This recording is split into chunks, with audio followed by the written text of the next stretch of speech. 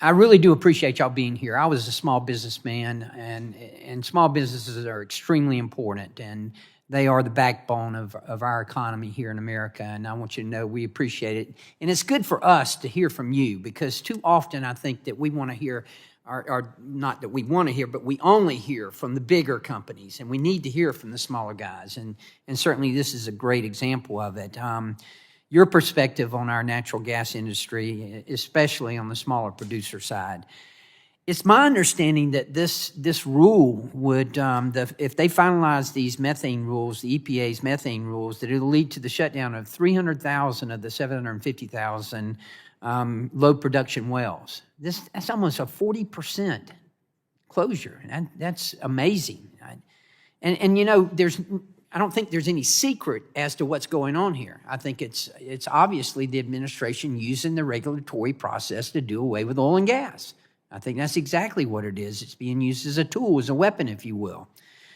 We don't produce oil or gas in Georgia, but we depend on it. For 11 years in a row, we've been the #1 state in which to do business. We have available energy, and we need to make sure that we have that in order to get the businesses to come. We just opened up the 2 nuclear reactors, started up 2 nuclear reactors, the first in over 30 years here in this country, and very proud of that. That helps us with the base load. But we need to have energy in order to attract these businesses. I've got an LNG export plant in my district, one that was initially, or formerly I should say, an import facility and was converted to an export facility. We're exporting cleaner natural gas out of this country that is helping all of the world globally to decrease carbon emissions, and that's important, and decrease emissions, period. But, you know, the other side is touting the methane rule as a climate win, when in reality, all it is doing is keeping production in the ground. So that's something that we need to be concerned about. Let me ask you, and I don't have any particular reason or any particular person, I'll just ask everyone, can you discuss how the administration's actions would impact our ability here in America to produce natural gas and be globally competitive years down the road? I'll start with you, yes, sir, down at the left. Mr. Chairman, did you want to speak? No, you go ahead. Go ahead. Mr. Carter, Patrick Montalban, again, what we're trying to represent here is that we represent the very small independent operators. You know, there's so many different levels of production in America.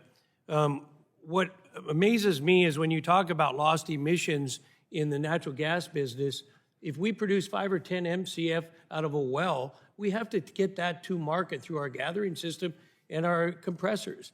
And we have emissions reports that we turn into the DEQ in Montana, and we're already regulated. So the bottom line is, for the smaller producer, these are going to be devastating, repetitive regulations and rules, and they will literally put us out of business. As you mentioned, those are 350,000 companies that affect rural Montana, rural America. Right. Anyone else? Representative Carter, to offer a contrasting thought there. When it comes to global competitiveness, American energy needs access to foreign markets.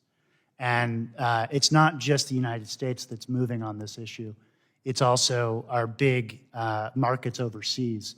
The European Union is in the process of putting requirements in place on imported energy. China is in the process of putting requirements in place on imported energy. And so in my view, this is, I think you're right that it's an important issue, but it's one where these sorts of requirements in the U.S. are helping ensure that our producers have access to these markets. Good. I'd just make a quick statement from a crude oil producer, not so much natural gas producer. These rules actually make us buy more propane, burn more propane in flares, increase emissions just to meet the requirements in Quad OSA Part C. So essentially they're doing the opposite of what they're intended to do. In my specific case, yes. Right. Okay. Well, I'm about out of time, but again, I want to thank y'all for being here. Small businesses are extremely important to me, having been a small businessman for over 32 years, and your role is extremely important, and we need to keep that in mind, and I applaud the chair for setting this up, because this is the kind of information we need in order to make educated decision. So thank y'all. Now yield back.